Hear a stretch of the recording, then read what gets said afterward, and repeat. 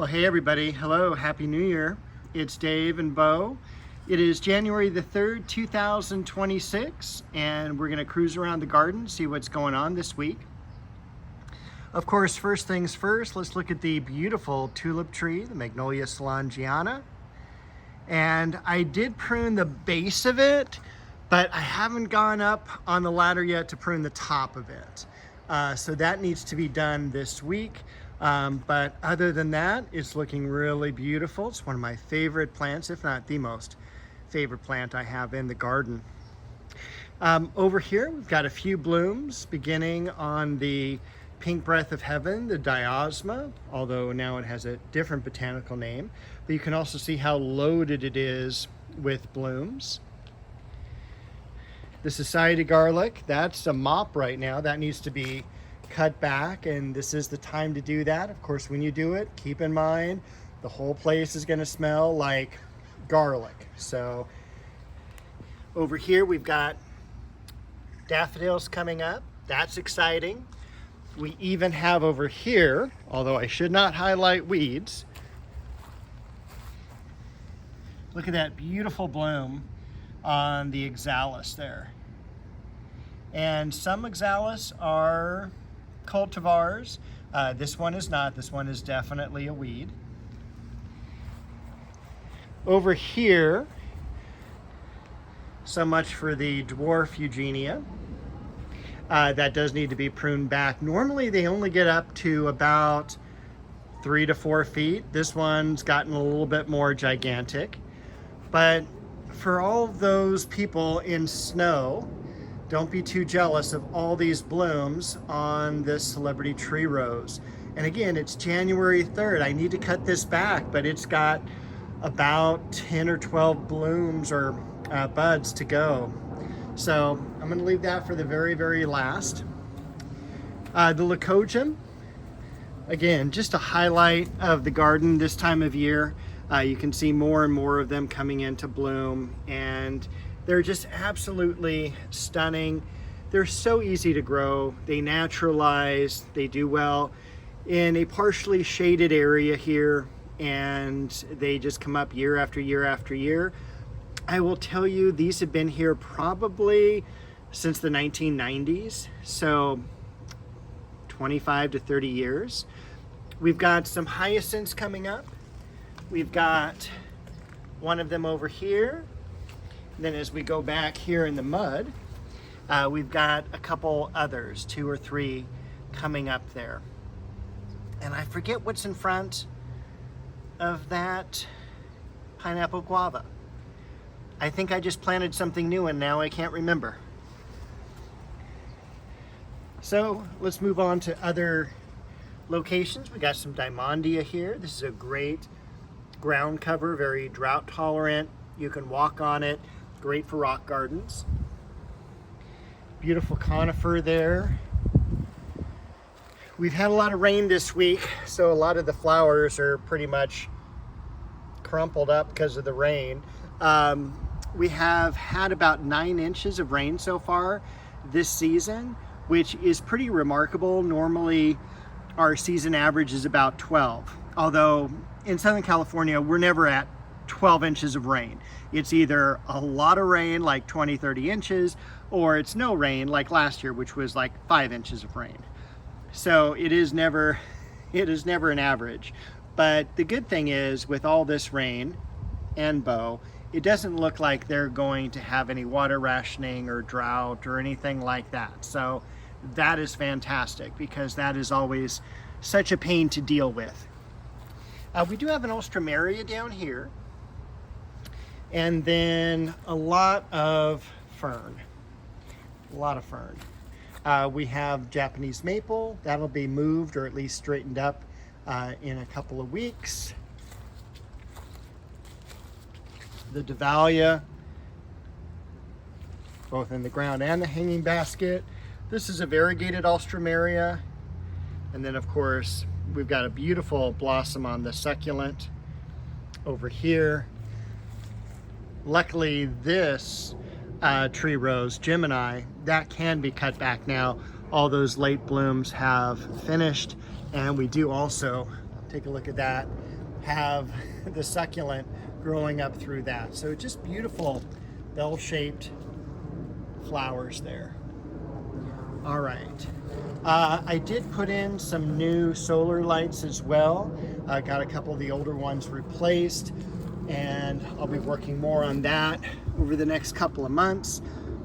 This rose got put in here, one of the antique roses I got a couple years ago from Antique Rose Emporium. I cut back the scented geranium, transplanted that. Hopefully that will take. It looks like it will.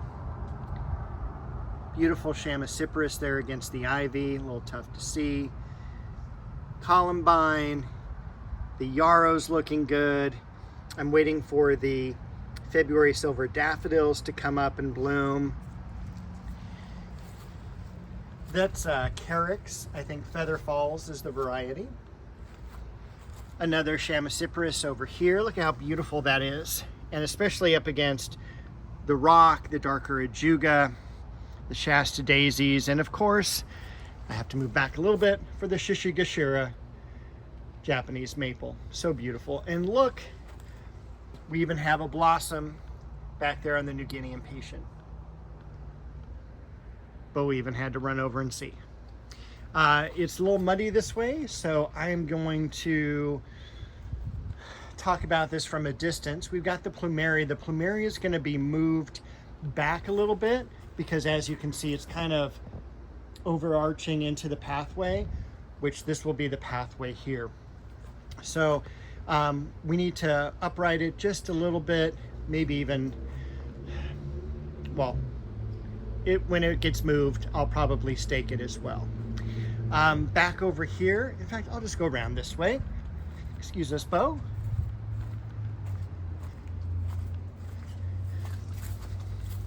All right, so we've got another rose from Antique Rose Emporium here. Some regular Liriope gigantea cut back. Liriope spicata silver dragon around the bloodgood maple. It's an Aglamorpha fern with a gray foliage. Daylilies, penguin pine, Pinus sylvestris,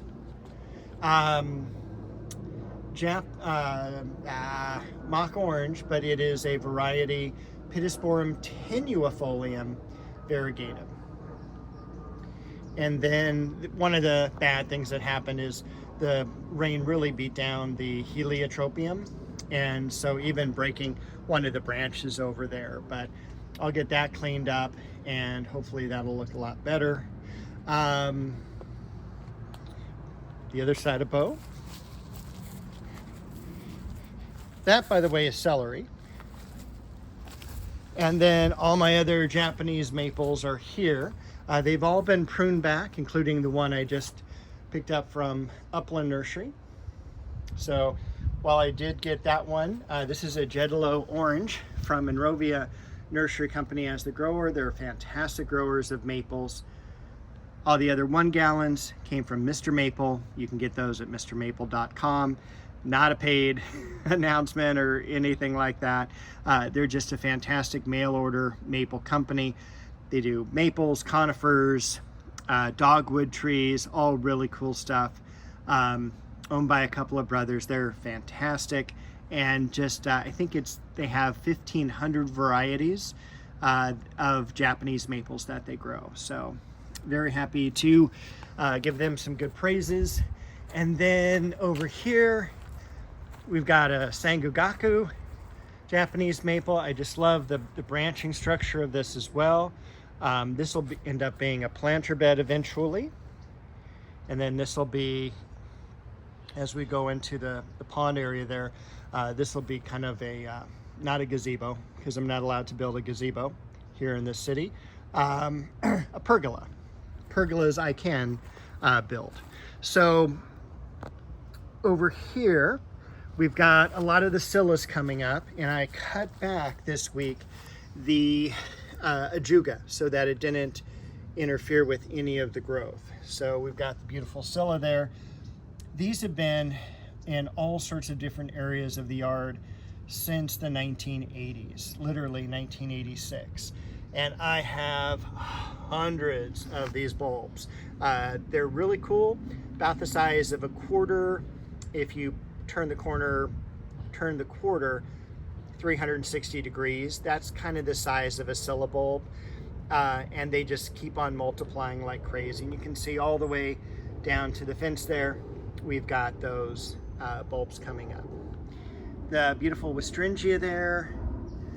Most of the roses now back here have been cut back.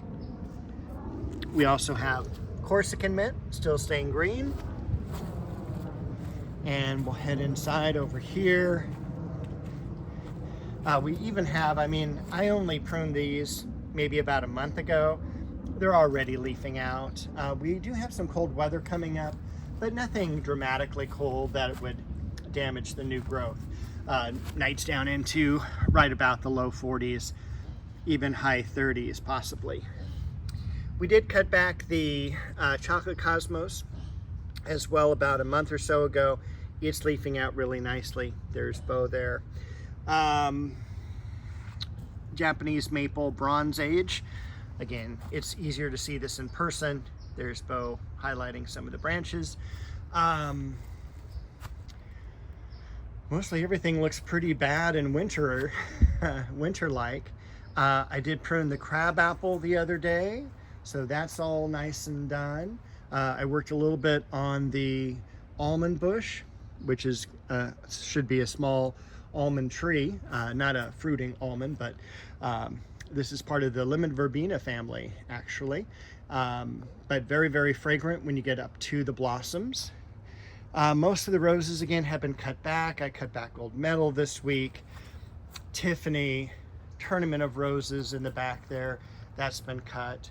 A lot of irises coming up and blooming. That looks still pretty good, even though we've had a lot of rain. I pruned the multi-grafted plum tree here. Still wondering a couple of things. What I can put behind the plum tree, as well as what I'm going to do with all these irises. I have so many bearded irises. I have a clump here. I have a clump over there. There's a clump over here behind Beau. There's another clump over here. There's more over here. I don't know what to do with them. So, and look at that beautiful stem. All right. Earlier we talked about the wild Oxalis. This is a cultivated Oxalis, Oxalis brasiliensis, and it has beautiful purple blooms in the springtime. I bought this from Highmark Nurseries back again in the probably 90s, and I bought it as a 4-inch pot. Needless to say, this is growing in all over, the yard, whole bunch underneath the tree there, and it's just crazy. So when you grow something that's normally a weed, it's best to keep it in a container. Another Japanese maple right here. I'm just going to put it in right here. I think it's Indian Summer is the variety. And here is another bloom off of the wild Oxalis. That's a Carex back here. And you can already see, it's so exciting. I pruned this back just a couple weeks ago. Look at the buds already swelling on this apricot tree. Fantastic. I will hopefully visit San Gabriel Nursery soon again because that's where I got that tree. They have all sorts of really cool things, especially this time of year. I know it's like for most people, like, oh, I don't want to go out into the garden. It's too cold. It doesn't look great. This is my favorite time to be in the garden because everything is dormant. This is the time where you can move things and prune things and reshape trees and such. Look at that beautiful royal apricot. The cherry tree. The genetic dwarfs, I pruned those this week. We've got a peach and a nectarine. The peach is there at the left, nectarine at the right. Unless, of course, we shoot from the other side, then it's opposite. But thinned those out, did a lot of work on those plants, and I still need to do This is always a big pain, but it feels so good when this is pruned and you can literally see through it just to the arbor itself. And this is the climbing Cecile Bruner, and kind of just the entranceway into the rose garden. And that, my friends, I think is everything for this walkabout. I will see you next week with some gardening updates and Bo, of course. So have a very happy week gardening.